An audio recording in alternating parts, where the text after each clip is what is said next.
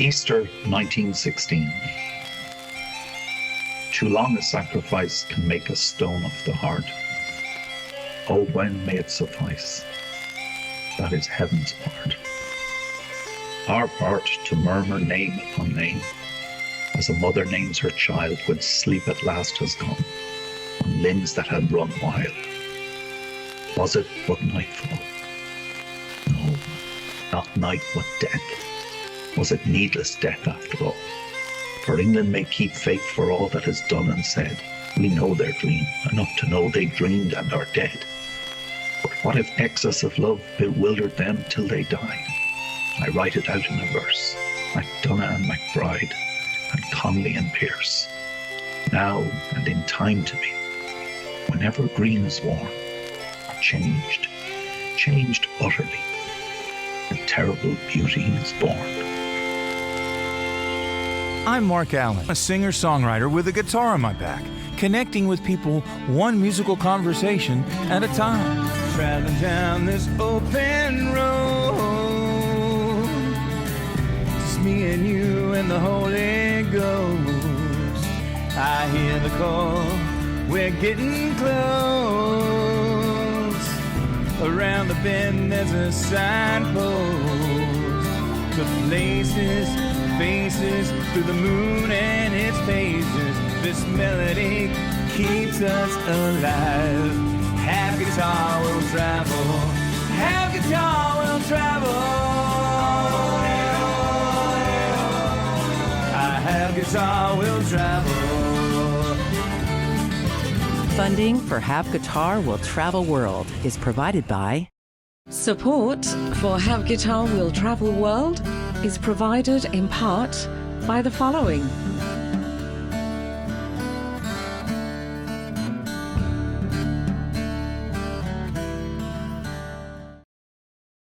Test 1 2 1 2 1 2 1 2 test 1 2. So this is me.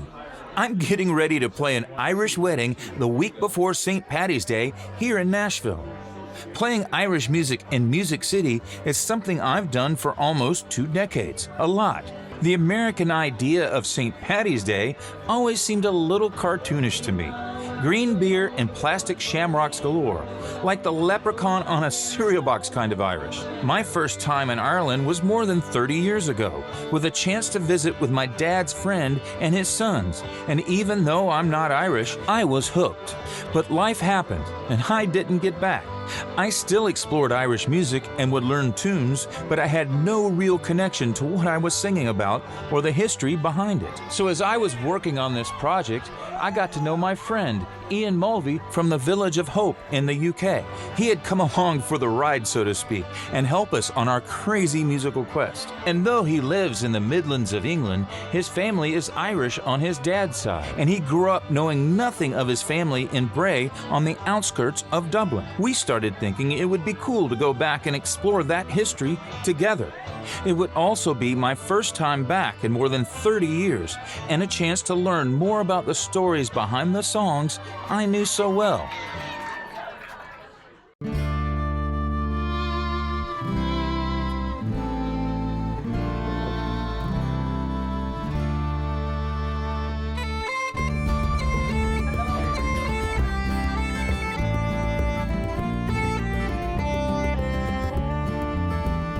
Yeah, cheers. Well, Cheers.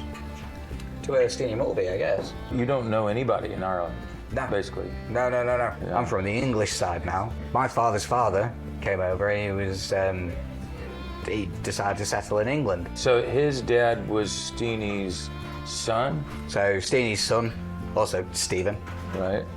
ironically enough. Looking through Ian's photos and clippings, I could see his great-granddad was a local hero from the town of Bray. But I certainly had no idea just how much Steenie's story would set the stage for me to better understand the tragic events behind Ireland's struggle for independence. Well, as far as I knew, he was a good man. I never knew him. How did you find out about him? It was just through my father, really. The inspiration for this road trip struck a chord that was quite personal for Uilleann and me both.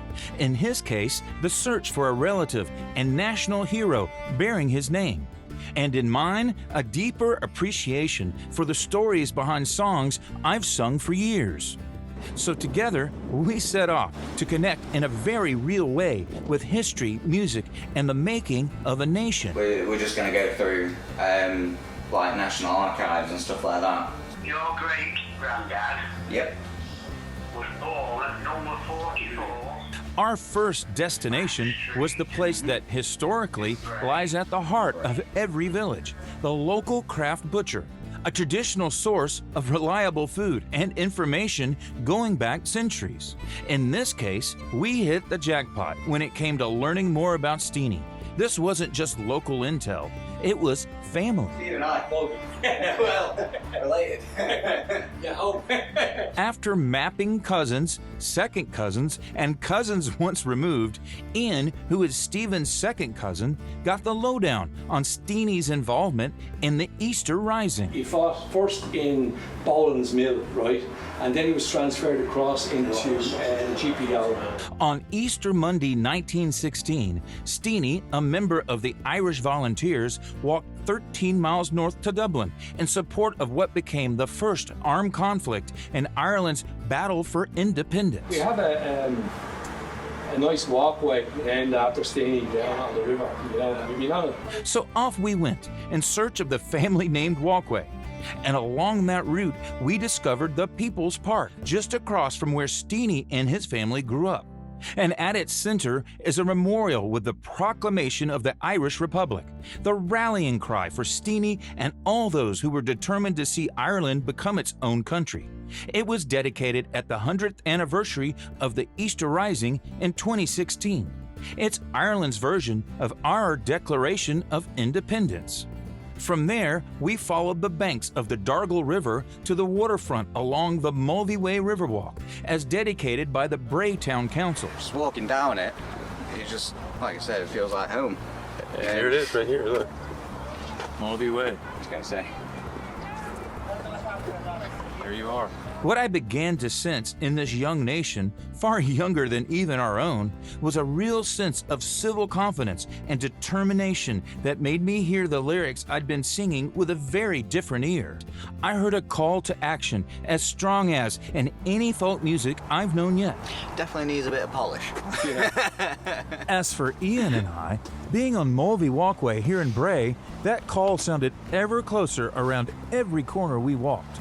We felt more connected each in our own way to this seaside village. I was now even more curious to learn about the role music and songs played in the birth of the nation we call Ireland.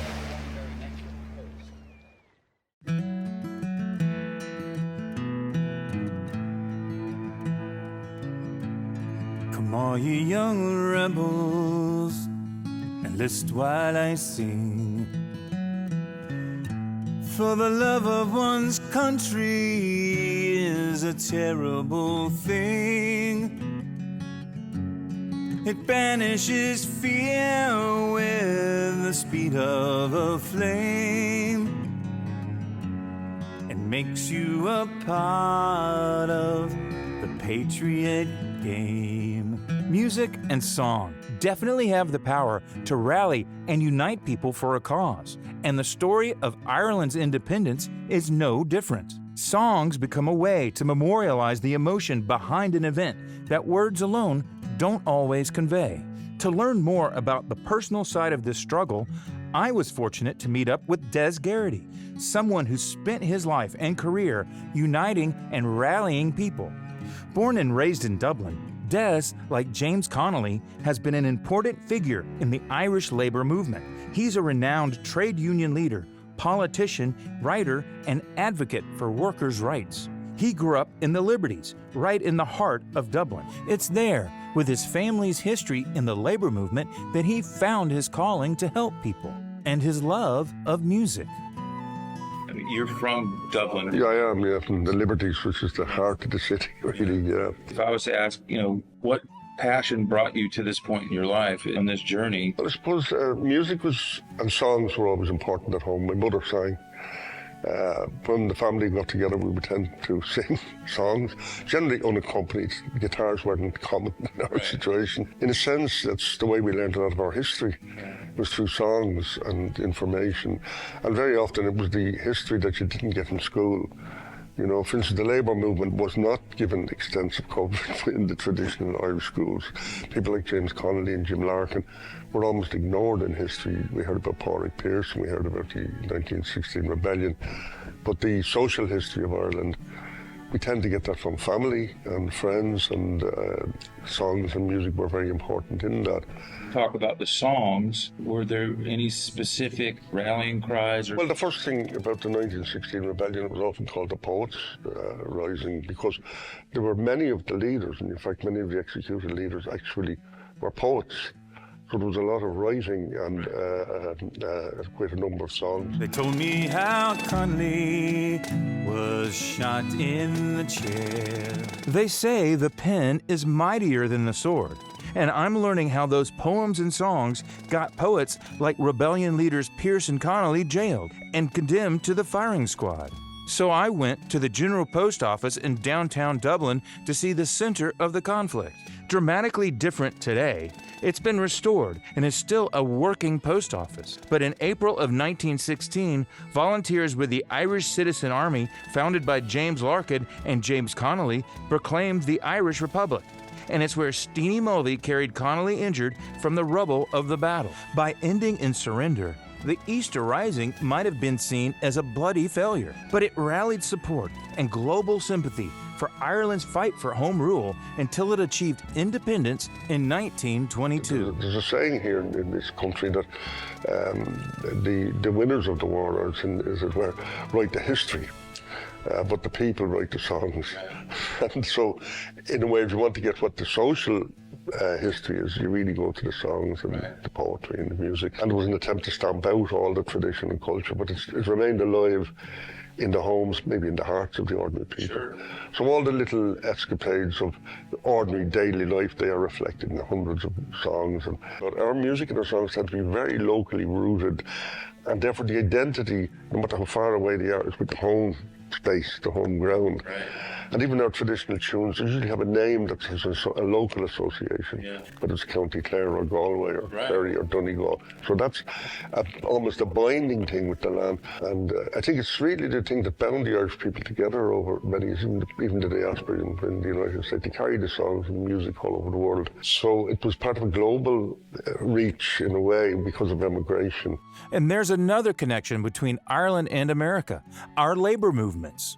People organizing in the name of workers' rights, like James Connolly, Jim Larkin, and Des Geraghty. The tradition of the labour movement was very strong. My father worked in England for quite a while, and we tended to follow socialism rather than nationalism, in the sense that we would share our views with English working class people, Scots, Welsh, or people from all over the United States. Curiously enough, there's five of us, five boys, and each of us have been actively involved in the trade union movement. So I'm realizing at this moment how the history of labor and social struggles in Ireland and the U.S. are so entwined. And being here with Des, how much music is a part of that history. And I say to people very often that our tradition and our music is closer to the future than it is to the past, because it actually has a way, the way we live together, how we relate to each other, and how we enjoy life together. And I don't believe music is actually the real language of the heart. You know, it's the way we convey feelings and emotions far more than verbally. I don't believe you can put walls around music. No. I don't think you should. Des Geraghty has spent his life laboring to bring down walls and barriers on behalf of others. And also bringing people together through his love of music has been his life's passion. And Des is right. You can't put walls around music, poetry, or idealism, nor could the walls of Dublin's Kilmainham jail. Since construction began in 1787, Kilmainham has held thousands of men, women, and children throughout Ireland's long struggle to become a sovereign nation. Its deceptively beautiful architecture belies the horrors of being incarcerated here. The Easter Rising leader and poet, Padraig Pearse, as well as 13 other leaders of the rebellion, spent their last days here. It was in this yard where they faced the firing squad. James Connolly was too wounded and weak to stand and was carried through these doors from his hospital room, tied to a chair, then shot. These revolutionaries were teachers, writers, poets, and musicians whose ideals of a free Ireland lived on in art, music, and song. One of these martyrs was trade unionist and musician Eamon Cant, a world-renowned Uilleann piper and a founder of the Dublin Pipers Club. The Uilleann pipes are often described as the sound of Ireland. A lot of people describe the sound of the Uilleann pipes as the sound of Ireland, so we try to share the sound of Ireland through, our different programs in relation to access, education, performance and preservation. And this is what brought me to the Pipers Club here in Dublin to meet its president and musician, Gay McKeon. Like Eamon Cant, Gay's dedication as a musician plays a pivotal role in keeping Irish music and language alive. The origin of the Pipers Club dates back to the early 1900s. It was disbanded multiple times due to the threat it posed to the British in its effort to maintain a distinct Irish national identity. Despite the Uilleann pipe's native sound being associated with rural Ireland, it's actually here in inner-city Dublin that famous musicians and craftsmen fought censorship. So how old were you when you first started playing? I was 10 years of age. I had been learning classical piano for about a year, and I ran out of teachers. And my father was a very good friend of a great pipe maker and teacher called Leo Rose. That's in there now. Oh, wow. And I went along to his classes one Saturday night in Thomas Street beside Guinness Brewery, and he said, "Would you like to try the pipes?" And I said, "I don't know, give it a go." And turned out he was just a magical teacher, and he captured my, he really was really kind to me, So I was 10 years of age. So I kind of grew up with it. And Leo Rowson, my teacher, was a huge influence. He would have taught people like Paddy Maloney, the chieftaincy, and Liam O'Flynn, and lots of other really people that are probably my peers and older than me. But I was lucky, so I came to it and I just fell in love with the sound, Just gets into your bones, gets into, I can see that. Yeah, it becomes part of, So when you start with the Uilleann pipes, start with the bellows, bag and chanter. And chanter is what we play the melody on, so you don't have this extra bit here with drones and regulators. 8 bars of a melody, it's just on the chanter, it sounds like this.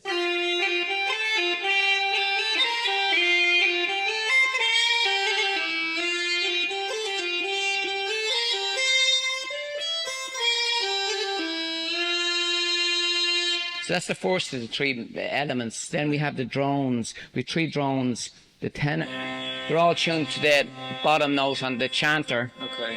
So that's the tenor. The middle one here is the baritone. Right. And the longest one is the deepest, it's the bass. Right. So if I play that tune with the melody on the chanter, with the accompaniment of the drones, and then and add in the regulators, it sounds like this.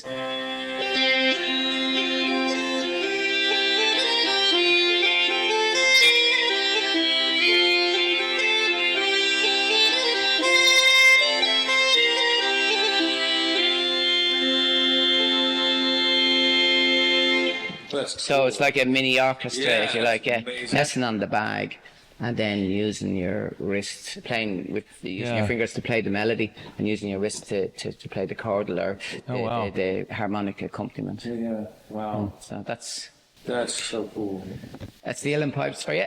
So what was the first tune you ever learned? Yeah, so the first tune I would have learned, and I now teach the students, is it's well-known tune. It's called Fáinne Gallan Lay, the dawning of the day. Okay. It's also the melody to a poem, the words to a poem called Raglan Road.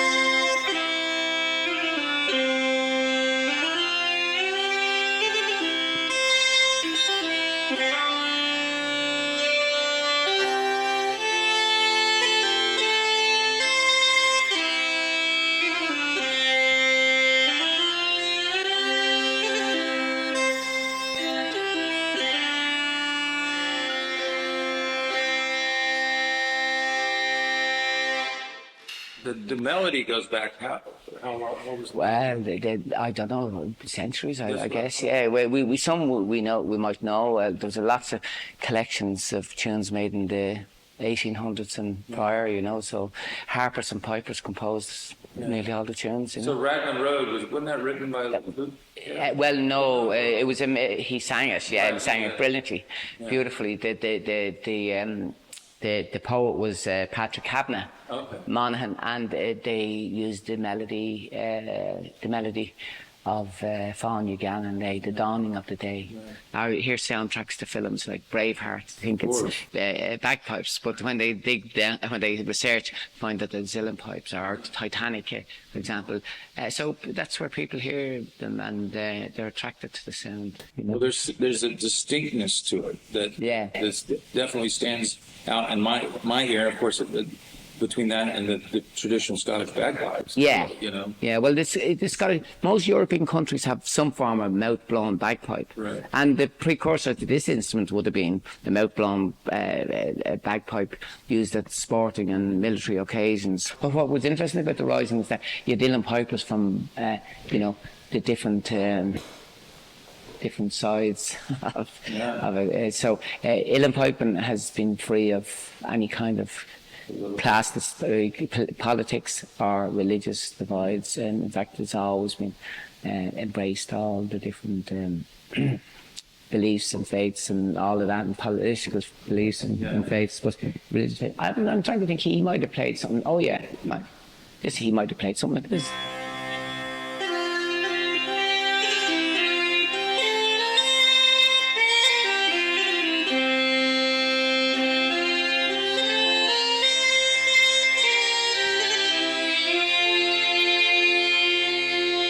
So there's a great community in the Uilleann piping world, you know, very, very, great sense of camaraderie and support, you know. Yeah. We don't tend to, and we don't really go in for competition or anything like that. It's not a big thing. We just try to listen and observe and celebrate other players rather than saying I beat him or I beat her or she beat me, you know. Right. That's not an issue, you know. It's just live and let live and express, you know. Well, that should be all. Yeah. That should just be. Yeah. What resonates with me about Irish music and the Irish musicians I've met is that it's all about inclusivity. My exploration into even the most painful parts of Irish history taught me that you don't have to be Irish to have an Irish spirit.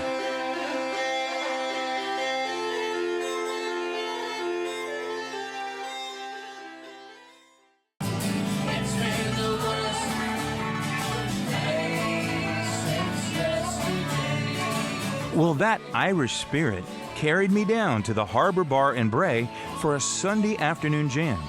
I was invited down to sit in and play at a non-traditional session, but it was really a hybrid, including banjo, flute, harmonica, and penny whistle.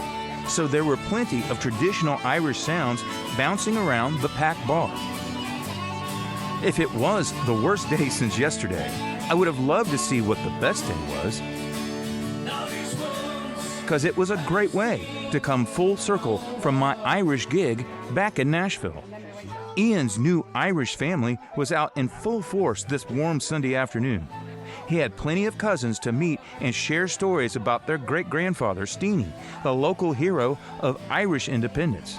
His face was all smiles and excitement as they hung out as a family, even if only knowing each other for less than 48 hours. That Irish inclusivity was as generous as somebody buying the next round of Guinness. Having the freedom to grow, to evolve, and the freedom to honor old stories with new music. It's the soul behind the music.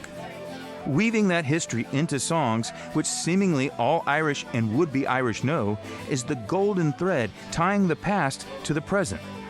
From following Ian's remarkable family history with the Easter Rising, to Des Geraghty's passionate devotion for the labor movement, and Gay McKeon's love of playing and preserving the sound of Ireland, my sense of the Irish spirit is now so much deeper, and I want to know more.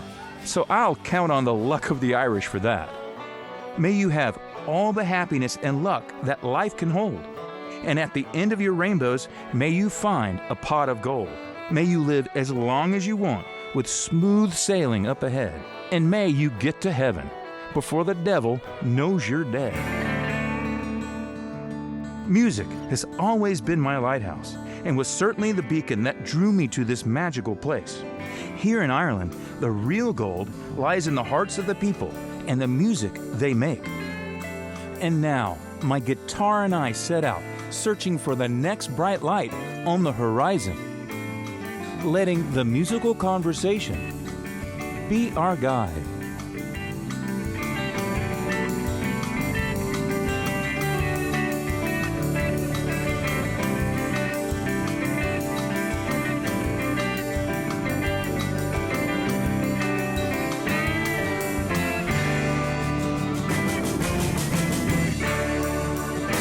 Funding provided by Support for Have Guitar Will Travel World is provided in part by the following.